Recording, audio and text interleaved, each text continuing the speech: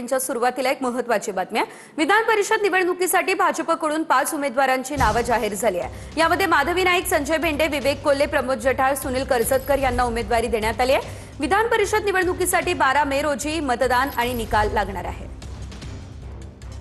तर आपण पाहतोय आता विधान परिषद निवडणुकीसाठी भाजपने 5 उमेदवारांची नावे आता जाहीर केलेली आहे।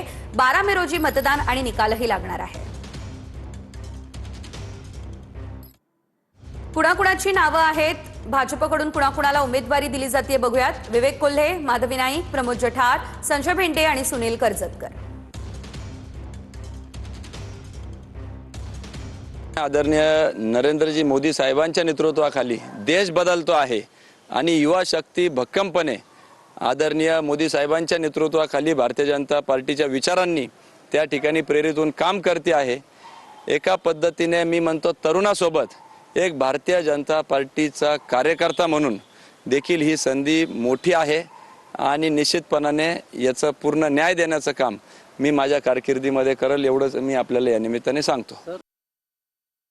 मला सगळ्यांचे पंकजदाईंचा आला, आशिषजींचा आला, सगळ्यांचेच पुन्हा बावनकुळे साहेबांचा, रवी चव्हाण साहेबांचा आला, राणे साहेबांचा आला, नितेशजींचा। तुमचं नाव जाहीर झालं, तुमची पहिली प्रतिक्रिया काय होती?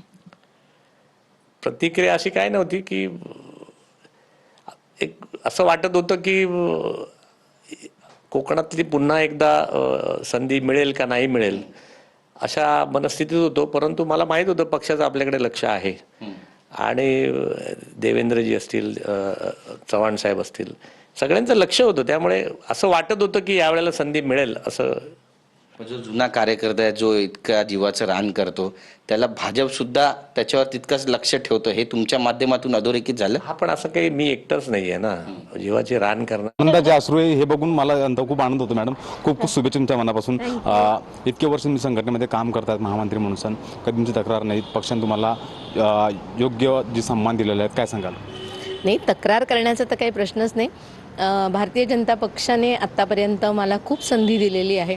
10 वर्ष मी भारतीय जनता पक्षाची नगरसेविका होते आणि त्याच्यानंतरची 10 वर्ष पक्षाने मला महाराष्ट्र स्तरावरती वेगवेगळ्या जबाबदारींच्या पदांवरती काम करण्याची संधी दिली आणि आज देखील मला असं वाटतं की आणखीन एक जबाबदारी माझ्यावर सोपवलेली आहे जनतेच्या कामाकरता किंवा जनतेचे प्रश्न सोडवण्याकरता। विधान परिषदेसाठी माझ्या नावाची काय म्हणतात, माझं नाव सुचवलं गेलं